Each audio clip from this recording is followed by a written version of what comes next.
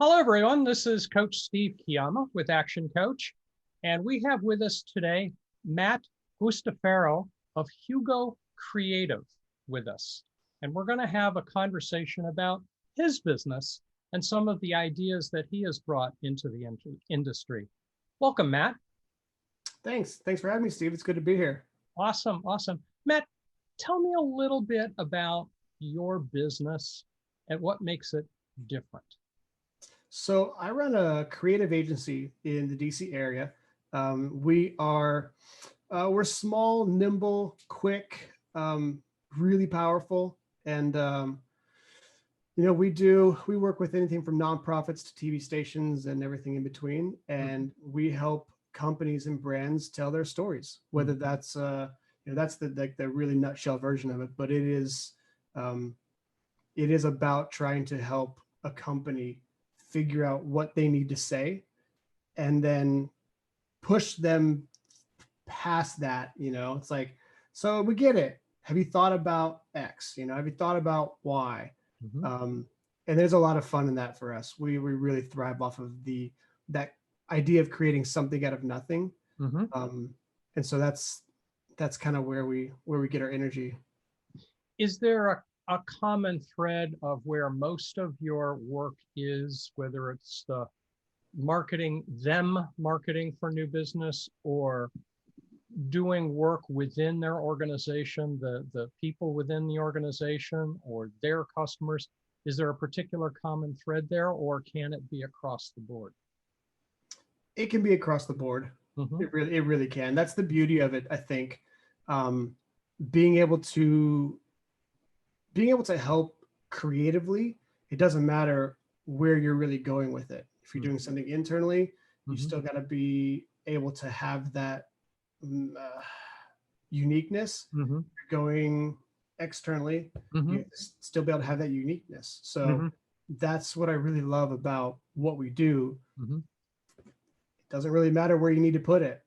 Well, in some respects, yeah. I mean, it doesn't matter whether it's an internal audience or an external audience. There's so much noise in the communication path that something that's interesting and attention getting is awfully helpful in order to get it actually consumed and used in some way.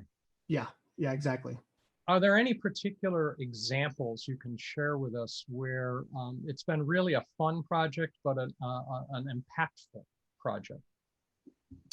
I think one of my favorites of the last few years that we've done, we helped a colon cancer foundation for 3 years in a row with their March. March is Colon Cancer Awareness Month, so actually like this month.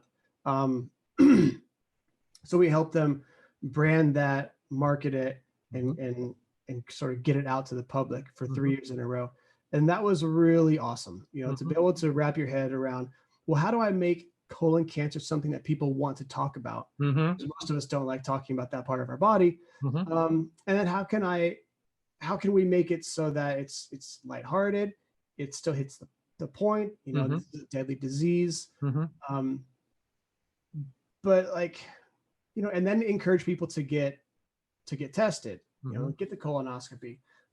There were just so many layers to that over those 3 years that we did that being able to start it out and then take it to the next level and the next level, really was super rewarding. Were they able to measure results, impact results, that they could see a higher level of attention or consumption of that information? Yeah. So the first year was just getting it out there, getting the ball rolling, seeing how people were gonna respond to it. They were able to take info from that year into the next year, and they could see that there was a positive response. So they were able to open up that footprint a little bit more. At first, it was fairly regional, and then the second year was like coast to coast. So it's very exciting. After that second year, they had some really hard data that they were able to figure out. Look, people get the message, but they're still not getting tested. And so we had to pivot the message from something that was, love your butt, that kind of thing. Well, then it was like, well, love your butt. Why wouldn't you get tested? It's really simple. And so getting people to understand the gravity of the situation, the colon cancer is the second leading cause of deaths among cancer among men and women.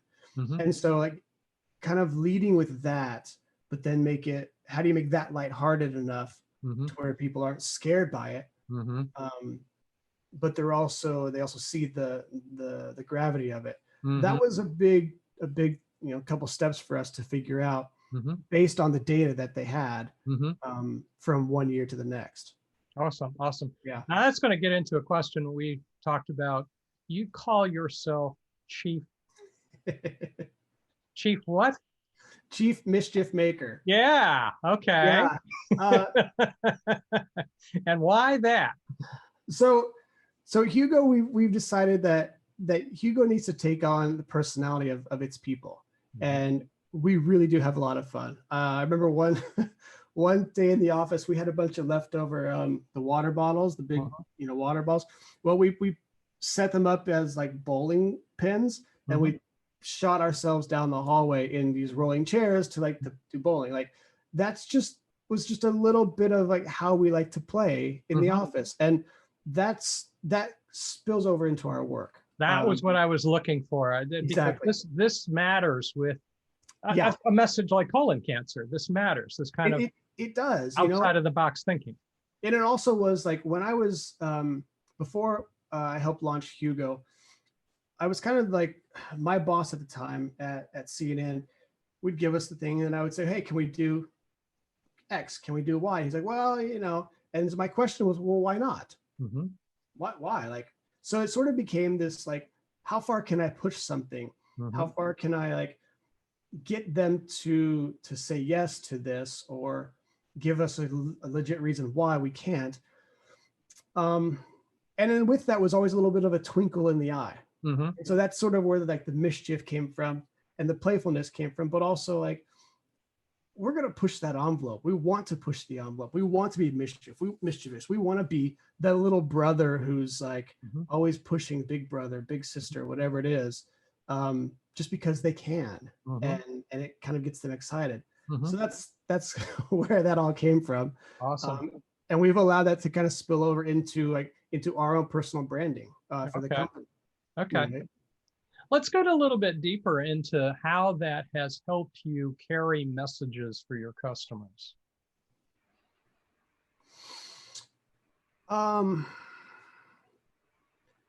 So if you're not taking a risk, then what are you doing? Mm-hmm. If you're not helping your customers get to a certain point where they feel like we're out there on the edge, then they're just like, they're in there with everybody else. I mean, I love the social media back and forth between like the Wendy's and the Burger Kings, where they're literally living on the edge of like what they can say to each other on social media. And it makes people follow. It makes people interested. It gets people engaged. And they're probably still not going to catch up with McDonald's for whatever reasons, but it is something that people are talking about. And I think the same thing goes with other brands, with networks. Like, how can we help them push past that sort of the mundane, the obvious, lost in the noise?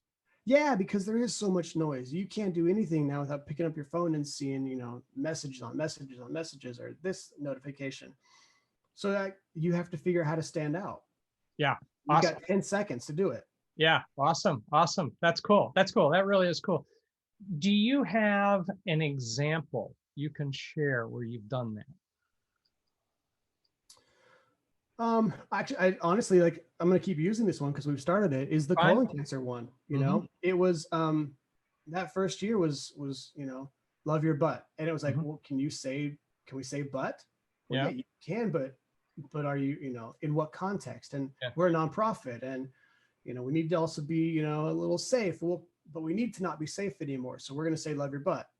And then we showed, we asked people to take pictures of their butts and post them on social media. And the second year was, we did this little upside down heart thing, heart, you turn it upside down, Yeah. Right. Okay. Yeah. got a little butt. It's kind of hard Yeah, to see. right. Yeah. And it was getting people to really lean into that.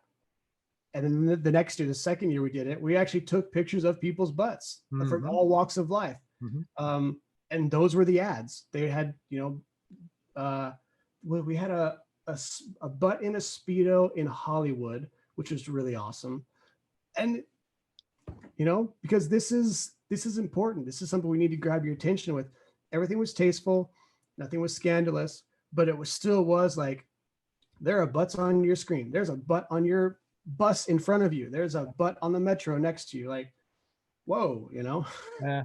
So going through the formula, attention, interest, desire, action, you were working on the attention, got the attention, then the interest, then the desire, so that people would actually take action. And that was the hope. Got to get their attention. Yeah, you really do. You got to get their attention, Fantastic. Yeah. Let's go back to the question about who you serve best. So who's the kind of entity that you serve the best in your experience? Well, so I came up through TV, the ranks of TV design and motion design. So I know that world really well. My business partner, he came up through print and then migrated into TV. Okay. So between the two of us, we had a really sound foundation to be able to handle a lot of different things.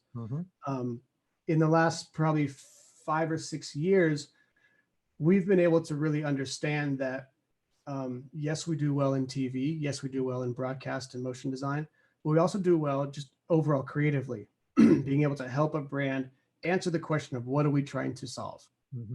If a TV network came to us and said, hey, we got a 30-second promo we want you to do for this show. Sure, no big deal. It's the same set of questions that we ask them, that we ask a nonprofit or that we ask a brand to try to get as much information as we can.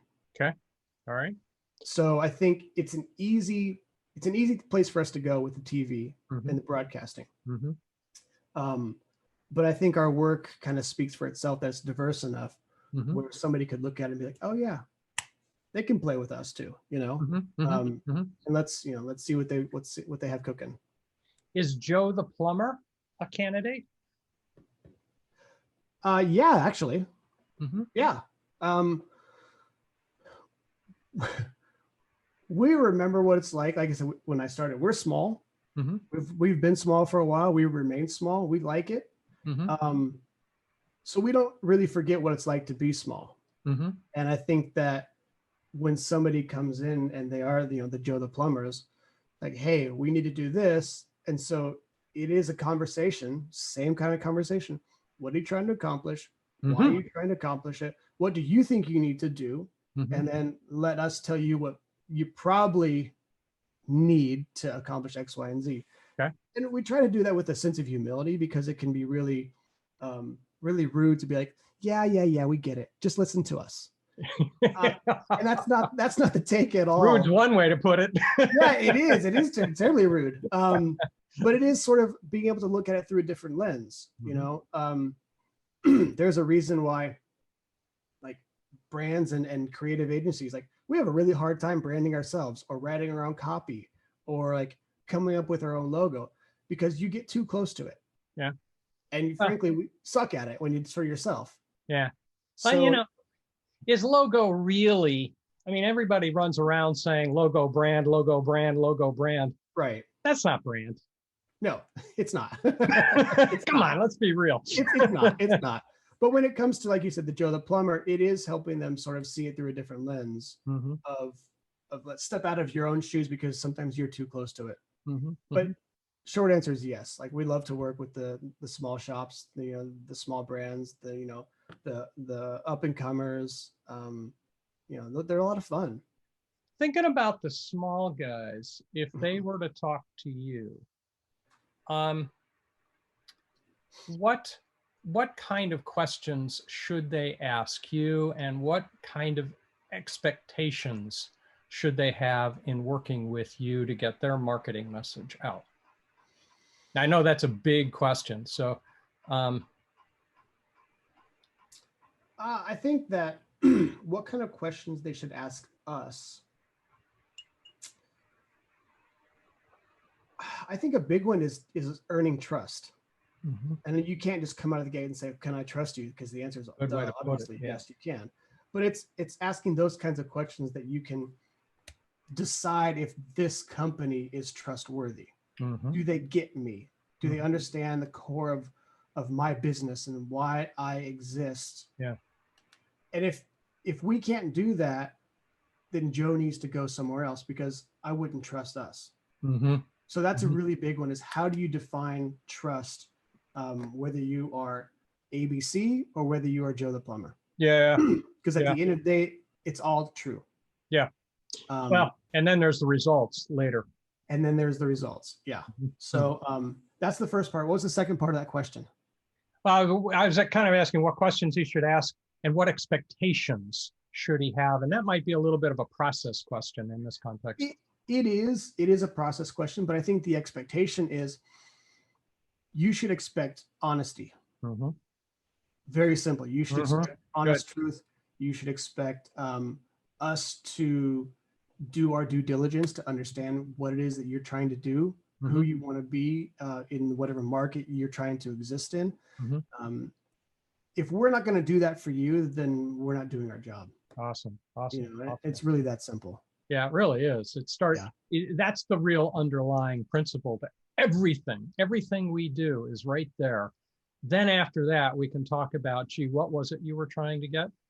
And Right. why were you trying to get it? And why is it important? Yeah. Yeah. And going down those roads. Yeah, Fantastic. it really is. Yep.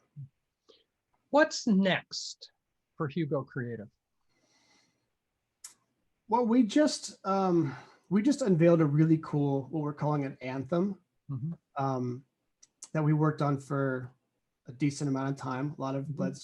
blood, sweat, and tears. And we're stupidly excited about it. Awesome. So that unveiled last week, and it really is, it's our new reel. Mhm. Instead of doing the traditional reel, we decided to tell a story about who we are. Mhm. One question that I always got asked, and at any of these conferences or phone calls or whatever, was like, well, who's Hugo? Mm. Well, that's a great question. And why So is it we called HUGO? exactly, we decided to answer that question in our own little way. Yeah. So I won't spoil it here. We'll put the link on all that kind of stuff. People can Yeah. decide for themselves and watch it and enjoy it. But that was, that was a true labor of love for us to be able to answer that question and put it in our own terms. Okay. This is Good. who we are, and this is who we want to be, and there you have it. Okay. You're either in or you're out. It's kind of that simple. Good. For us, at least.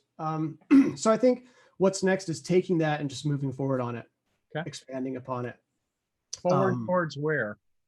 Where are you going? Any place the wind blows, in a way. Like, I know that sounds so flippant and like, whatever, but that is the true beauty of, I think, running a creative shop. Mm-hmm. Is that we do have the flexibility to work with a network, to work with a nonprofit, to work with a brand. And there's a real sense of freedom in that, to not have to feel so locked down. Yes, we're going to pick and choose the projects that work best for us, that we think we're a good fit for. We're going to choose the brands and the companies and networks that we really want to work with. But for us, it's continuing on this journey. We've been in business for 10 years now, but I think the first few years was a struggle. It's a slog. And then we had some organizational stuff happen, and it's sort of been rebuilding from that. And now I feel like we're in such a really good, strong place to continue to build on what we've already started. Awesome. And so I wouldn't say there's any like real grand plans. Like, me personally, I'd love to direct a film. Of course, get in line. Everybody wants to direct a movie. So like, but there are some fun passion projects that we have like in the queue that we've been working on. And we're really excited about those. So fantastic. Some of them I can't really share, but they're out there, and there's a lot of fun to have those where you can go back to them and be like, oh, I love Star Wars. Well, I want to do a documentary about X, Y, and Z. Well, good luck with that, because you got to work through Disney now. Yeah. But you get my point. So like, there are those things that we all really want to try to focus on. Like the work is great, but you still got to have those other like fun little nuggets that you can go back to, that you are genuinely passionate about. Very good. Very good. All right, I'm going to reel in and take some recent issues that are affecting all of us, and that's COVID. How's your experience been with COVID, and how have you adapted to it?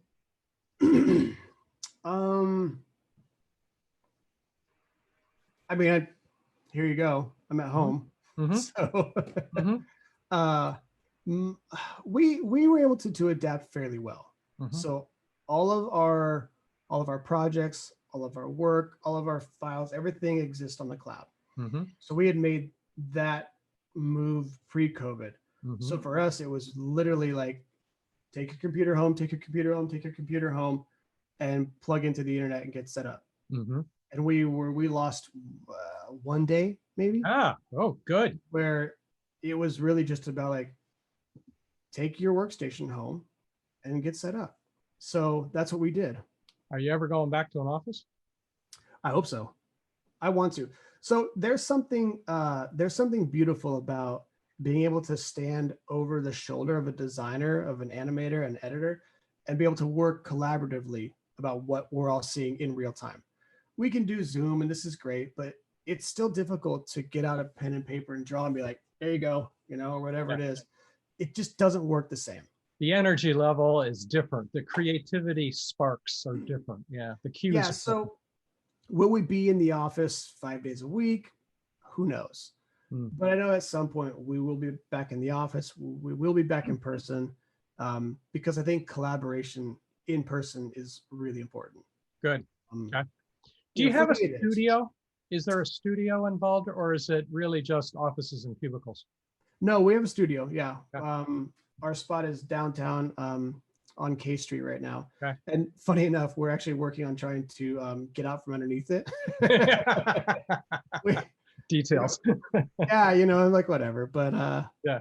But we signed on a new lease in like right before the whole shutdown happened. Yeah. And so we're like, okay, we haven't been there in a year.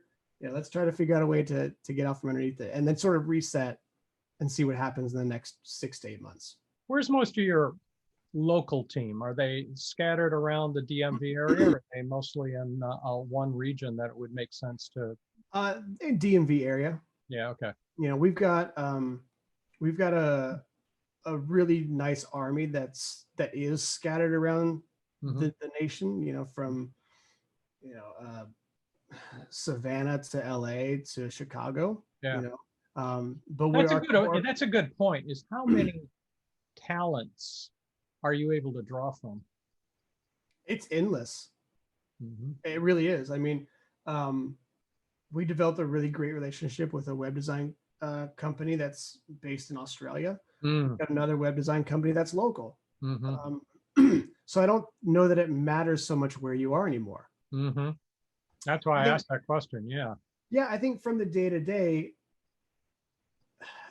it's funny that I just said that after saying I really think it's important to be in person. I understand that how those two fight together. Yeah. I do think that running your day to day, your main core, having the ability to be in person is it's invaluable. Awesome. But that doesn't mean that you have to neglect the massive amount of talent that is worldwide. And I think COVID really made that even more apparent, is that there's the ability to still get a lot of stuff done and to still create amazing work by not being always in the office. Yeah. So. Good. Are there one or two things you've tried that you would have done differently knowing what you know now? Are there 10,000 things that you've tried that Are you talking specifically within this like last year COVID, or like grand scheme from inception to where we are now for HUGO? I was asking the question in terms of COVID, but we could broaden it. No, we will. Let's not broaden that. I don't know where I would. That could be all day. Yeah, I have no idea where I'd go with that one. So Uh, not really. Not really. We kept right on going. I mean, we had probably our busiest year ever last year, which is a really hard thing to say, knowing that I've got friends in other shops who weren't so lucky. We were terribly fortunate. And what do you think you were doing different that allowed that to be? We tend to make our luck. How did you position yourself to help your luck help you? So I don't know if there was anything special that we were doing. I think some of it was right place, right time. Some of it was just a matter of relationships. You spend 15, 20 years doing something and you start to develop really good friendships, and it is a matter of trust. Yeah. And I think there was a few of those things in play. We were also able to show that our ability to be nimble made us really responsive. And so I think once that happened, with like the first thing that came in, it was like, oh yeah, this is good. Okay, we're going to call you guys in a couple weeks because we have something else coming up, and then something else coming up. And then what we found was, and I'm going to speak for an entire industry here, so here we go. I think in the broadcast world, where creative teams used to be together, they were forced immediately to go apart. We've seen in our own shop how work takes a little bit longer to get done because of that. So if I take that and I translate that to a network, they now have their entire team is spread apart. So all the work they were doing is now taking just a little bit longer to get done. And then they can't do live action anymore. So now everything has to be done graphically or some other, way. But you're then throwing all of that work on top of your team that has already just been scattered. So I think that was a big part of it, where networks were still trying to get stuff done. Brands were still trying to get stuff done. Like, people still had to advertise. They still had to create promos. They still had to do all these things. But how do we do this now? I don't know, because it's taking us longer to do X, Y, and Z. We have to do more of X, Y, and Z. So I just think that it was a perfect storm for a shop like us to be able to come in and be helpful and be like an extension of what they were doing, and to, be empathetic to the situation. I think that was a big part of it too. So. Okay, cool. Kind of deviating away from COVID and going back to the more general business kind of context. It's been said, smart people learn from their mistakes. Wise people learn from the mistakes of others. Are there one or two mistakes you've made that you would be willing to share that others could learn from? What to do or not to do, or what to do differently?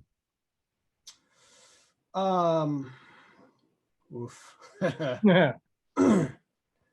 Mistakes. Yeah. I mean, I think running a company, you're bound to make mistakes. I think that part of the game. It's part of the game. Yeah.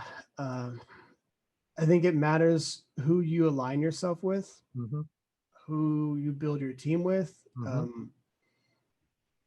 who you don't build your team with. I mean, those are kind of part of the same coin.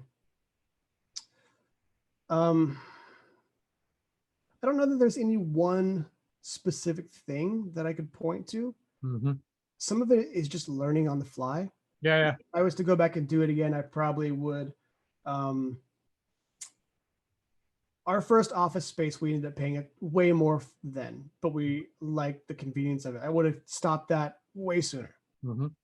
Moved somewhere else. Like, some of it was fear, some of it was the unknown, some of it was like, but we're settled here and we're close to all these things. Well, it ended up costing us money in the long run. So I think those are things that you don't know until you've done them. Yeah.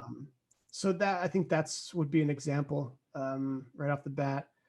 People, freelancer X versus freelancer Y versus staff versus, like, how you manage that matters, but you don't know until you've done it. I remember one project we paid a lot for this really awesome designer, animator, and turned out that this person was not quite as awesome. Like they were a great technician, but they didn't bring a lot of creativity to it. So it was a lot of hand holding just to get to the point where that person was doing what they were really good at. Mm-hmm. I was like, just shoot me. Like, I'm done with this. You know? So you try to work through all of that. And on the fly, it's really difficult because you got a client who's got a deadline. Yeah. Okay. Yeah. So yeah, that's a tough one. Yeah. Yeah. It's interesting. When I work with my clients, I try to teach them that mistakes are just data. Mm-hmm. And it's something, it's more wisdom. And if you, what can you learn from it that you can apply, unmake the decision and go a different way. Don't take it personally, just move on. It's, you know, I agree with you in that, but it's really hard to not take it personally when you don't have a business anymore and you have no money. Yes, it is. And the key there is to know how to avoid making those decisions that are exactly sink the ship kind of decisions. Yeah. And that takes a little bit of learning along the way to prevent those kind of mistakes. Yeah, totally. Yeah. So that's always a scary one too. And I think for me, understanding that there are other people's livelihoods at stake, who they count on this company to keep going, because it's their job. There's my own, you know, I've got a daughter. It's like, yeah, I can't screw this one up. Yeah. How do I keep paying the bills? Yeah. And her bills are going to get bigger. Exactly. Those are things the weird things that keep you up at night, but they're very real. Yeah. So I mean, it's always a tough one. The mistake is how do you make those mistakes that don't sink you, that you can learn from. That's always a challenge. And you don't know until you're right there in the heart of it. Well, and you know, and that is one of the problems. There's a certain stage where you've got so much stuff going on. Do you continue being the creative, or do you find that it's time to evolve to a higher level and hire the creatives to do the work? I mean, there's a decision point there, and there are successive decision points that owners need to learn to make along the way. Otherwise, they get burned out because they can't handle it all. Exactly. You know, and it's to me, it's part of growing your business. At some point, if you're going to be the business owner, you have to run your company. You can't always just do the stuff. And so I try to find a nice balance where I want to still be in the seat. I want to be working. I want to be like playing, you know, and doing all of those things that I started this business doing and why I do it. But I also really love running a company. I love running this company. And so finding that little balance where I get to be business owner, I get to be creative director, but I also get to be animator every once in a while. I also get to be editor for a little, you know, every once in a while. And I think that helps to keep some of those creative juices flowing. To where you're not always just like businessman. At least for me, it does. Awesome. Yeah. All right. Second to last question. All right. I've got your email, your website, your phone number, that kind of information. Is there anything else you'd like me to add? An offer, perhaps? An offer? Not really. I mean, we deal with everybody as case by case basis, you know, so it's kind of like, come talk to us. Don't be afraid to give a call. Shoot an email. Nothing to lose. No, you know, I got an email from an intern or a wannabe intern or graduate student or something like that. And I didn't read it right away. I was busy with something else. And, you know, 30 minutes later, that person called me and I was like, all right, good for you. I remember what it's like to be that. I remember what it's like to be hungry. I remember what it's like to get after it. And it's kind of the same thing. What's the worst that can happen? They just say no. Okay, you move on. Yeah, but right. I think that being able to have the balls to go out and be like, you know what, we really need to do something about this. Let's call, you know, these guys, or you know, we really would like to work with this brand. I'm gonna shoot this person an email. Like, okay, see what happens, because you really never know. What's the whole Michael Scott, Wayne Gretzky, you miss all the shots you don't take kind of thing? Like, Yeah. yeah, I mean, it's so stupidly true. Yeah. And, you know, I just say get after it and go. Yeah, well, that gets me back to the decisions and data routine, and that there is a personality group that has a really hard time making decisions, and Mm, we just have to work through that, and make a decision and move on to the next. Make a decision yeah, and move on to the next, because you're killing yourself if you keep wasting time waiting for a decision to make itself. And frankly, not making a decision is a decision. yeah, And it can have just as bad consequences, to be perfectly honest. yeah, for real. Yeah. All right, last question. What's most inspiring to you these days? Oh boy. Most inspiring. That's a tough one. My daughter inspires me. Mm-hmm. My parents inspire me. Mm-hmm. The idea of pushing the envelope inspires me. Mm-hmm.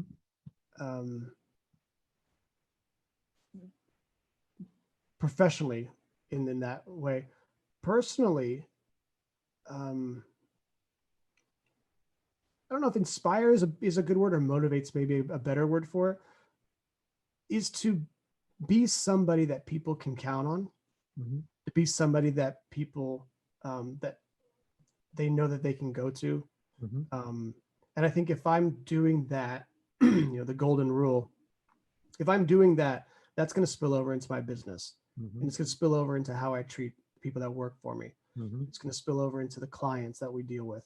And I think that is a huge inspiration or motivation for me, because that's how I want to be.